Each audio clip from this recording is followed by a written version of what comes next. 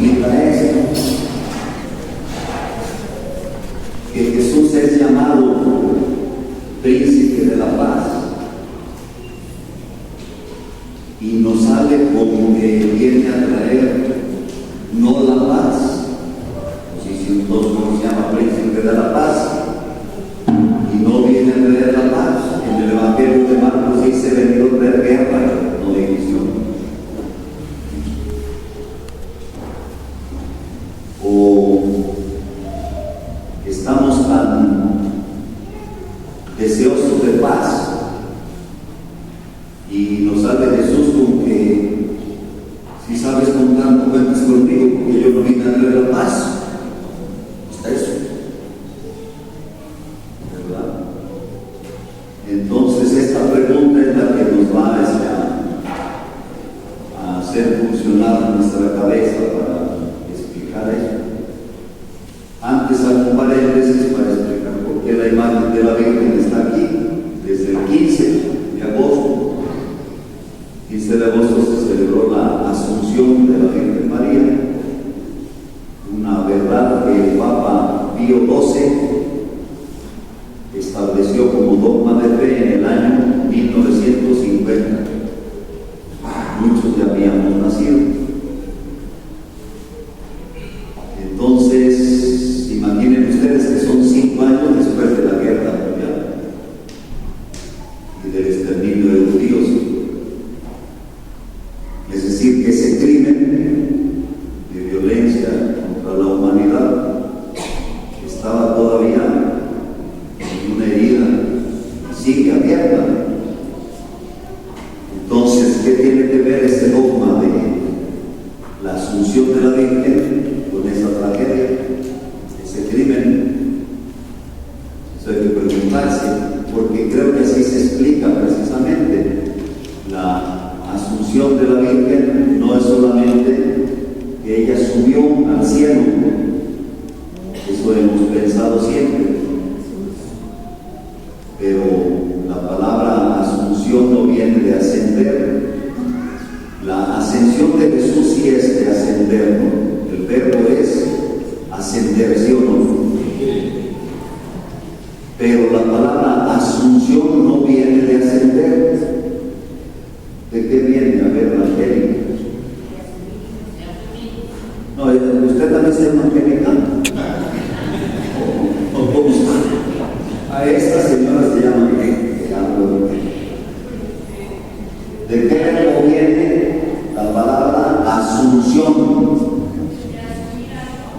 A ver, yo tengo 2 compañeros aquí que nos conocemos desde niños, porque desde niños entramos al seminario de 13 años y luego tuvimos experiencias muy bonitas y todavía. Ayer nos reunimos allá en Yecapixtla y ¿saben cuántos? Como 30 que entramos en aquellos años al seminario y que de diferente manera todo lo que nos pasó, las personas que conocimos, los estudios que hicimos, todo sirvió como una oportunidad para Asunción. Bueno, pónganse de pie, ¿no? Yo los quiero mucho, estos 2. Son mis 2 hermanos que se caen.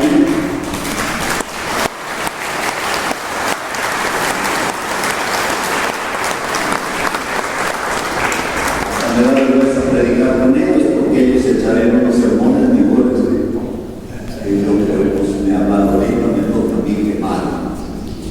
¿Está bien? Entonces, Asunción, así como la Virgen María asumió el plan de Dios y asumió en su cuerpo ese cambio de Dios, de un Dios en el cielo a un Dios en la tierra, a un Dios humano, a un Dios cercano, ella asumió ese proyecto y lo asumió en su seno.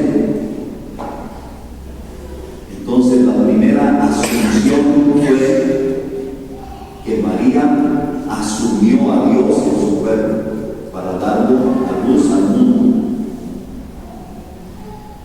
En este caso fue bajada, pues. Entonces Asunción a veces es bajado, a veces es subida, ¿verdad?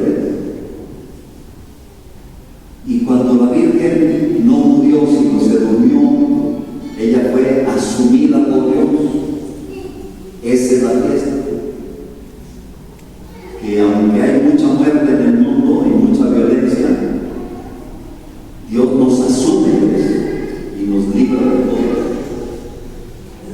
comenzando por la Biblia. Esto tiene una larga tradición en la Biblia, y los grandes hombres y grandes mujeres fueron tan grandes que no podían probar la muerte, sino que Dios los asumía. Así fue el caso de Elías, ¿o no?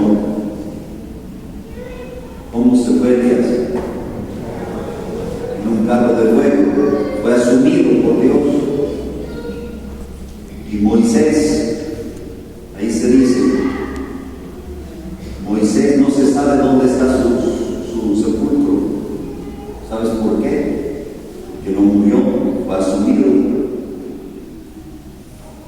Y después otros así y otras. Y de Jeremías, por ejemplo, también, en la Biblia no se dice qué pasó con él. De Isaías no se dice qué pasó con él. Porque era la tradición de que los grandes sabios del pueblo eran asumidos por Dios. De la palabra asumir también viene la palabra asunto. Cuando uno dice, ese asunto yo lo trato, quiere decir que esa situación la asumes a tu responsabilidad. De ahí viene la palabra asunción, asunto, asumir. De tal manera que nosotros el 15 de agosto celebramos que creemos que nuestro Dios, así como asumió a María y la libró de toda corrupción del sepulcro, que a nosotros también así nos asume Dios.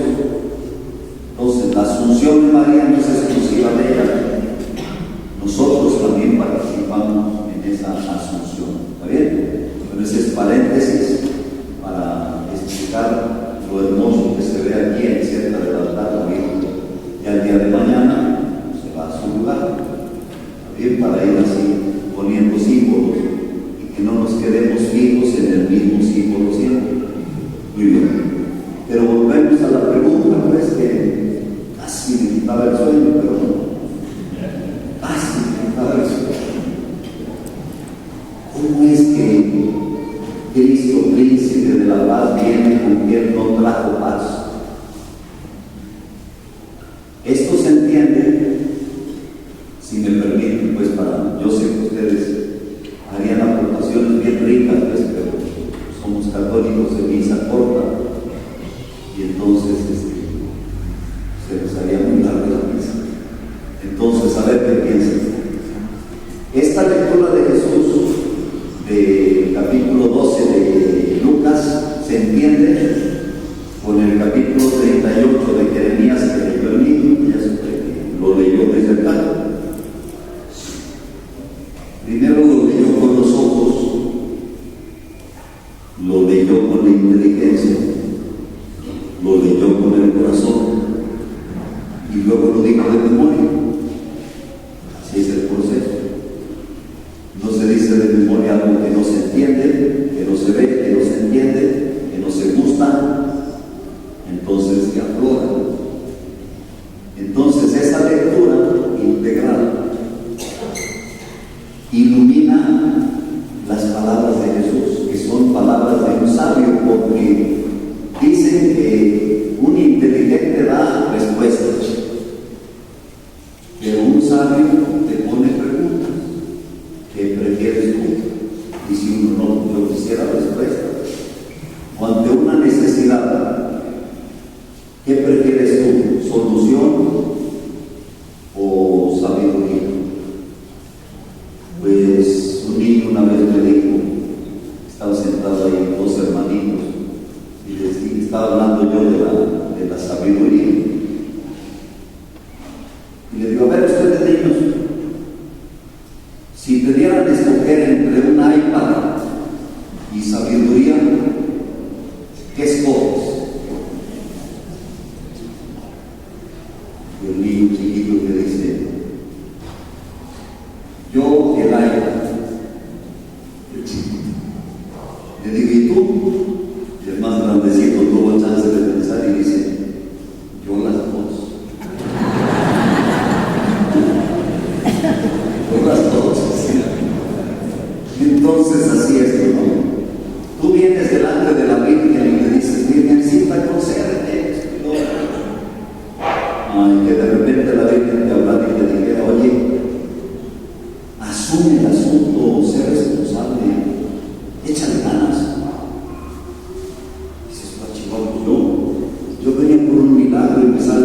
de que le eche ganas. Vas a decir, ya me voy a cambiar a la Virgen del Carmen. Porque normalmente uno está acostumbrado a soluciones y respuestas, mientras que los sabios te plantean preguntas. Vienes con un asunto y un buen terapeuta, un buen psicólogo, te devuelve el asunto en preguntas, de tal manera que tarde o temprano asumas el asunto a tu responsabilidad, porque la solución en todo caso está en ti. Si no se la das tú, no se la da nada. Pero el que anda buscando respuestas fáciles, ese dice, yo con este no regreso. ¿No? Es que el sabio da preguntas y la vida está hecha de preguntas. Todo es pregunta. Pasa alguna cosa y luego se te plantea la pregunta. Es como si la vida fuera un rompecabezas.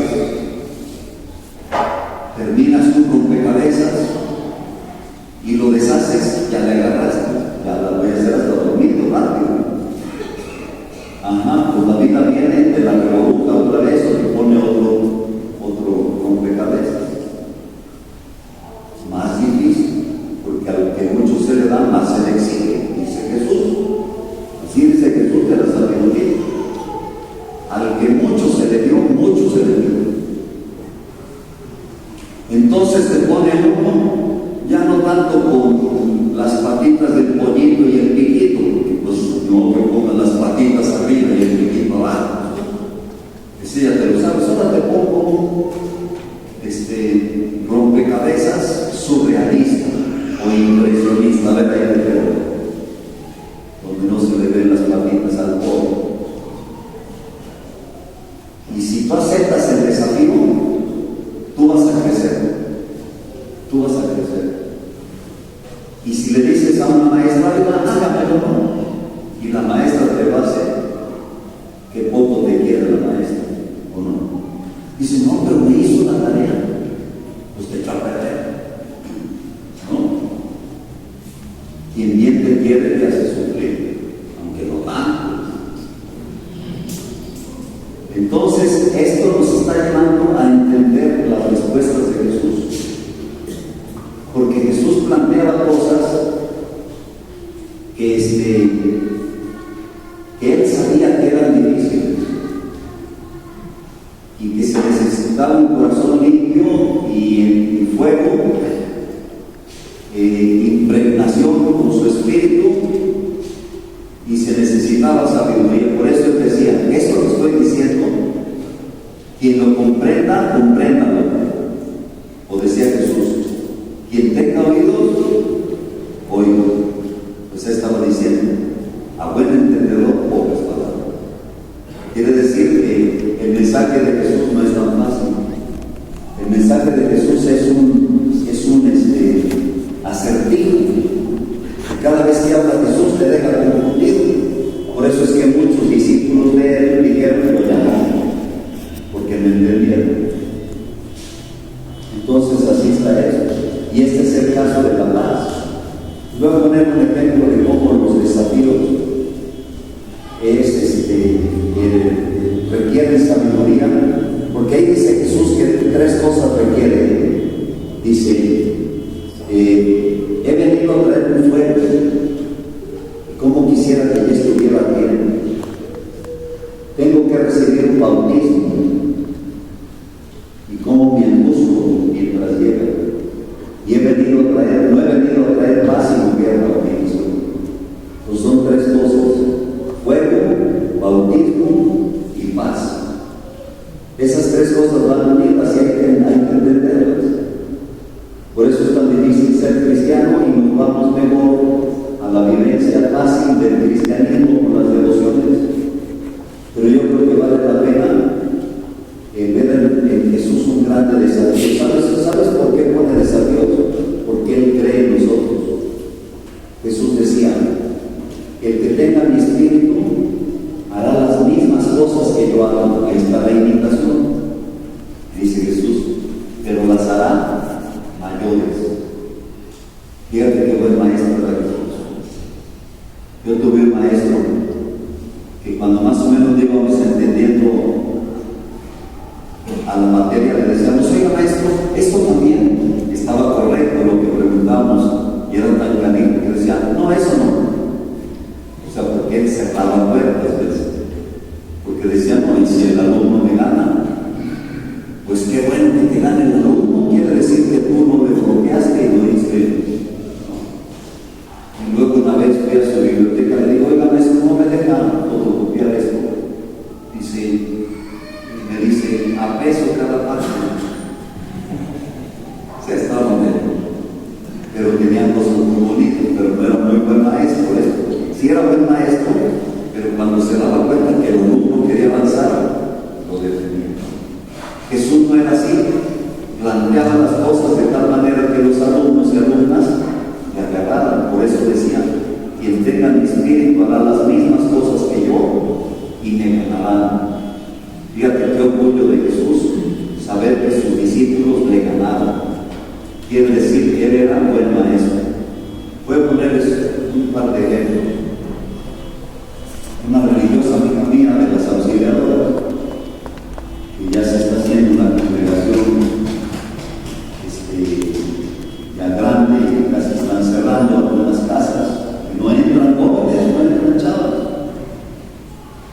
Entonces una amiga mía que ya se está haciendo viejita me dice: fíjate que estoy feliz de que ya me voy al asilo. Yo dije: ¿cómo estás feliz? Sí, el irme al asilo representa para mí un desafío y lo voy a enfrentar, pero bien animosa. Y le digo: qué padre. Y ya se fue, de hecho, hace 15 días me lo dijo esto, ya se quedó así.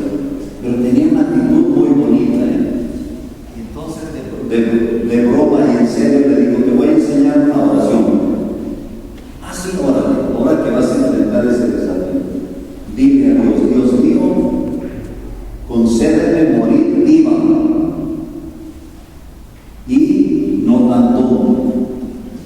Amén. Y ella le dice: por los siglos de los siglos. No le dije tonta, le dije de otra manera, que se rió y repitió la oración: Dios mío, concédeme morir viva. Le digo: claro, porque a veces mueren aquí, ¿o no? Jesús murió vivo, no medio muerto. Y concédeme, si ya estoy viejo o vieja, por lo menos no seas tan tonta. ¿Le gustó? Bueno, otro ejemplo. Un padre de Juan García Esparza, está muy enfermo ahorita, pero era un gran maestro, era superior de los alumnos en el seminario. Y una vez, no se me pierde en él, no se me ha ido el avión. Estoy poniendo ejemplo, se me va a ver. Así el padre ya está para el asilo todavía. Este padre estaba reunido con unos jóvenes del seminario, ¿no? Y uno de ellos que se sienta así. Le dice el padre: siéntate bien. Hay un chavo bien indignado, se siente. Y al ratito le puso el truco al padre otra vez. Y el padre: siéntate bien. 3, 4 veces. Ya se sentó. Al otro día va al cuarto del padre, el muchacho quiere y dice: padre, le vengo a decir que usted me ofendió. Y le responde: yo. Así. Dice: pero vengo a darle las gracias de que usted es la primera persona que se fija en mí y que me corrigió. Fíjate, le dolió, lo humilló, quizás se sintió ofendido, pero supo entender que eso era el beneficio. Pues así era Jesús, o sea, no para buscamos hacer un Jesús blandente, sino un Jesús desafiante. Y este es el caso de la paz que él predica. ante esa pregunta de que yo he venido a traer paz, ahí hay que preguntarle a Jesús como bien que sabe. A ver, maestro, ¿de qué paz estamos hablando? No te lo traigan la frase sino más. Porque las frases que Jesús dice hay que darles y darles y darles y darles hasta encontrarle su lógica. Porque la lógica de Dios y de Jesús son muy especiales. Y la lógica nuestra ordinaria pues es muy ordinaria. Pues no metemos a lo ordinario a Jesús, sino dejémonos llevar a lo extraordinario. La cuestión de la paz es esta, ¿no? Con Jeremías estaba el problema de que lo metieron al pozo de lodo, porque él estaba viendo que el pueblo estaba aceptando la paz de los babilonios, que era el pueblo itinerante. Y el pueblo dice, mire, estamos tan ansiosos de paz, que cualquier paz que nos traigan, con eso tenemos. Y dice Jeremías, que oigan, no se traguen la paz falsa, porque la paz falsa les va a traer más problemas. Entonces lo acusaron de enemigo, porque él buscaba la paz verdadera y no se tragaba la paz falsa. Les voy a poner un ejemplo. A mí me encantan los domingos en la noche, especialmente, me quedo bien cansado y cargado de gente. No hago siempre, porque a mí lo que más me gusta es la Coca-Cola. Pero no todo, porque me gusta tanto que mejor no. Pero no hay mayor delicia que dos cocas chiquitas así de libres, con dos limones.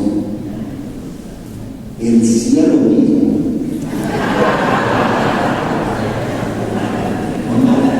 Honestamente. Pero ¿sabes qué? Esa es paz falsa, ¿o no? Yo estoy tragando 13 cucharadas de azúcar con limón. Eso sí, se siente bien diciendo, ay, bendito sea Dios que me toca. Pero fíjate la paz falsa, ¿ves? La paz falsa. Bueno, con este ejemplo, pónganlo más. Por ejemplo, un papá que ya no puede con su hijo joven y le dice, mero, ¿sabes qué? Haz lo que quieras. Yo perdí el sueño por saber si venías a las 2, 3 de la mañana. Yo llego adelante, duermo bien. Y el hijo le dice, considera que vivo en un hotel. Ya no te gusta. Y llegan a unas componentes. ¿No? Ese es paz. Se quedan callados. Está medio chino, ¿verdad? Pues sí es paz, pero una paz componente. Porque no se llega al acuerdo maduro, responsable y sabio, y el proyecto. Oye, aquí no es nomás casa de asistencia. Aquí en esta casa tenemos un proyecto de infraestructura. Y así. Puede ser que tú tengas algún conflicto y quieras alguna pastillita para que se te quite esa angustia, y se te quita. Estás en paz. ¿Verdad que no? Otra, bueno, ahí Jesús pone en la suegra de la nueva. Besando las caras. Porque ese es un rompecabezas que recurre,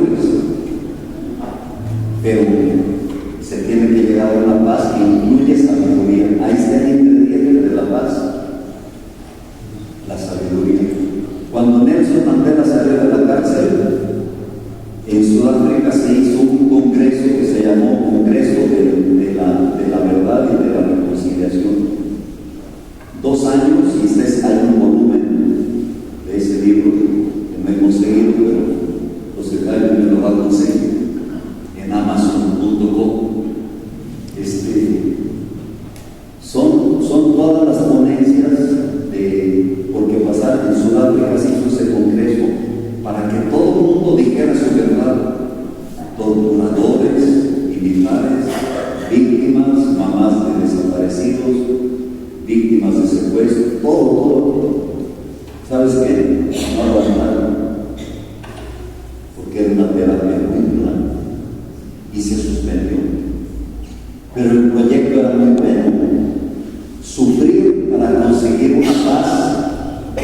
verdad y en la reconciliación.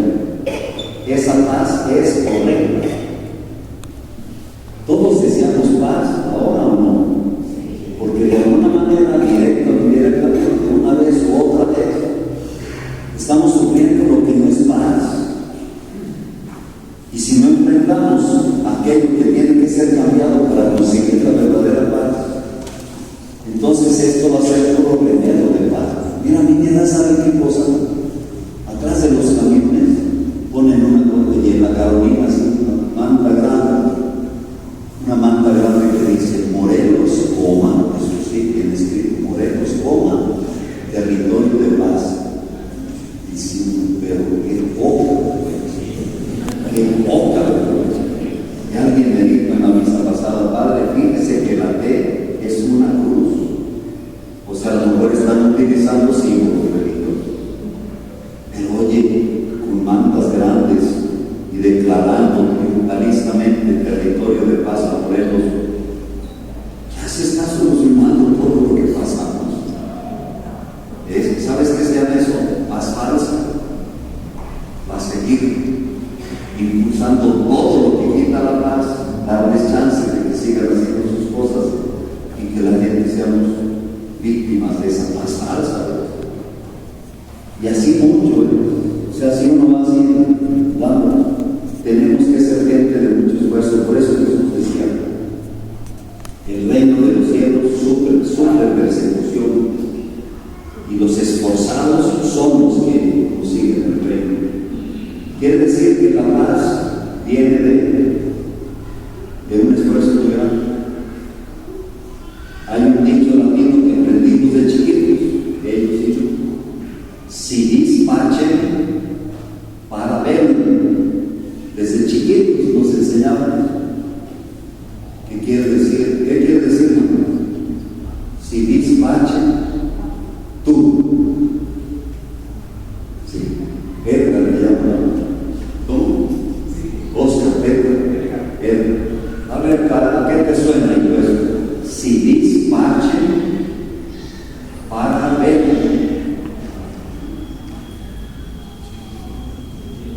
Ni idea. Si quieres paz, prepárate para la guerra. Para ver, no para ver, no, prepárate. Ahí es en donde un librito es sabio, otro que me va a contar, eso es aquí allá, en el metro, los ven. Se llama El arte de la guerra. De un chino que lo escribió 6 años antes de Cristo. El arte de la guerra. Que no es solamente para lo militar. Eso sirve para hacerte guerra a ti mismo con el yo falso que uno trae. Hay que hacer de la guerra las relaciones falsas. Hay que hacer de la guerra los proyectos falsos. O sea, tenemos mucho que hacer de la guerra. La vida es guerra, pero hay que saber pelear. ¿Ves? Entonces, en ese sentido, creo que Jesús es el príncipe de la paz, pero la paz de Él es muy especial. Por eso, en la oración después del Padre Nuestro, dice Jesús, cuando le decimos, Señor Jesucristo, que dijiste a tus apóstoles, la paz les dejo, con esta frasecita del Evangelio de Señor. La paz les dejo, luego dice, mi paz les doy. Entonces la paz de Jesús no es cualquier paz. Que dijiste a tus apóstoles, la paz les dejo, mi paz les doy, no te fijes en nuestros pecados y en la fe de tu iglesia, y conforme a tu palabra, concédenos la paz y la unidad. Entonces esa es una oración de la paz que tiene también su